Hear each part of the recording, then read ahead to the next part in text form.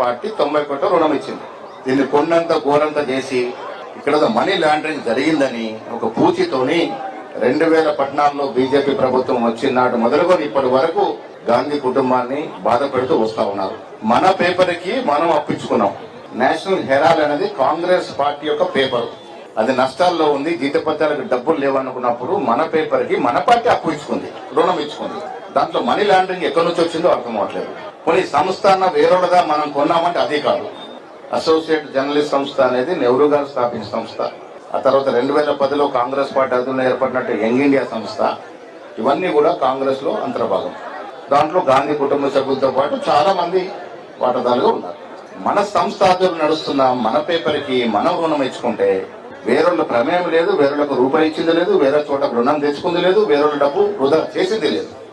అయినప్పటికీ రాహుల్ గాంధీకి అడ్డుకట్ట వేయాలి. రేపు బీహార్లో ఎన్నికలు ఉన్నాయి. బీహార్లో ఎన్నికలు గెలవాలంటే ఏదో ఒక సెన్సేషన్ సృష్టించాలి. గుజరాత్ లో వారి గుండె అయిన గుజరాత్ లో సిడబ్ల్యూ సమావేశాలు పెడితే నొప్పి పుట్టింది వాళ్ళకి.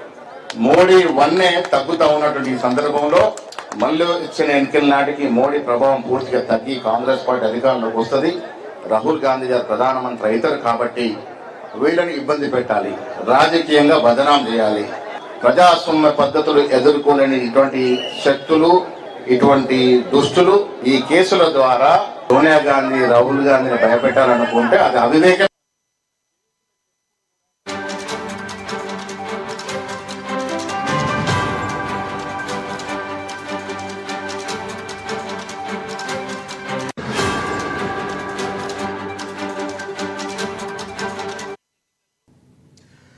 బ్రేకింగ్ చూస్తున్నాం. ఎంపీ ఎన్నికల్లో అతి తక్కువ స్థానాలతో కాంగ్రెస్ పార్టీ అధికారంలోకి రాలేకపోయిందని, కానీ వచ్చే ఎన్నికల్లో మాత్రం కాంగ్రెస్ పార్టీ అధికారంలోకి వస్తున్నట్టు మంత్రి జూపల్లి వెల్లడించారు.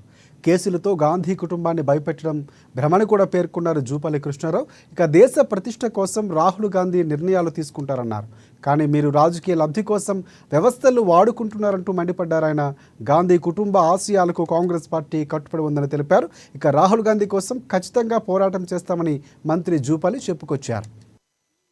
గాంధీ కుటుంబ నాయకులు కాంగ్రెస్ పార్టీ నాయకుల పేర్లు చేర్చినటువంటి ప్రధాన ఉద్దేశం మొన్న జరిగినటువంటి పార్లమెంట్ ఎన్నికల్లో 2023లో అతి తక్కువ సీట్లతోటి, కేవలం 20 సీట్లతోటి కాంగ్రెస్ పార్టీ అధికారానికి రాలేకపోయింది. రేపు రాబోయేటువంటి 2029 ఎన్నికల్లో కాంగ్రెస్ పార్టీ అధికారంలోకి రాబోతా ఉన్నటువంటి వాస్తవాన్ని గుర్తించే బీజేపీ ధ్వజం మొత్తం కూడా 2009లో కాంగ్రెస్ పార్టీ అధికారం రావద్దు అంటే ఈ గాంధీ కుటుంబం యొక్క ప్రతిష్టను మసకపార్చితే తప్ప మా బీజేపీ పార్టీకి వచ్చే ఎన్నికల్లో పుట్టగతులు ఉండవని తెలిసి దురుద్దేశపూర్వకంగా ఈ యొక్క ఈడీ ఛార్జ్ లో పేర్కొనడం జరిగింది. అంటే ఇలా ఈడీ అయినా, సిబిఐ అయినా, ఐటీ అయినా, ఇంకో అయినా కేసులు పెట్టి గాంధీ కుటుంబాన్ని, కాంగ్రెస్ కుటుంబాన్ని,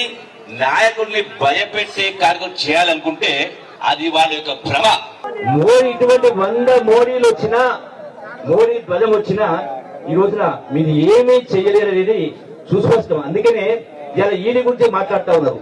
నేను అడుగుతా ఉన్నా, ఈ రోజు మరి గతంలో మీరు ఈడీ కేసులు పెట్టిండ్రు. సుభేంద్ర అధికారులు ఏమైంది? అజిత్ పవార్ ఏమైంది? హిమంత్ బిశ్వాస్ ఏమైంది? అశోక్ చవాన్ ఏమైంది? ప్రఫుల్ పటేల్ ఏమైంది? ఇట్లా ఎందరు మీరునో కేవలం లొంగ తీసుకోవాలని రాజకీయ కారణాలతోటి, రాజకీయ లబ్ధి కోసం వ్యవస్థల్ని వాడుతా ఉన్నారు.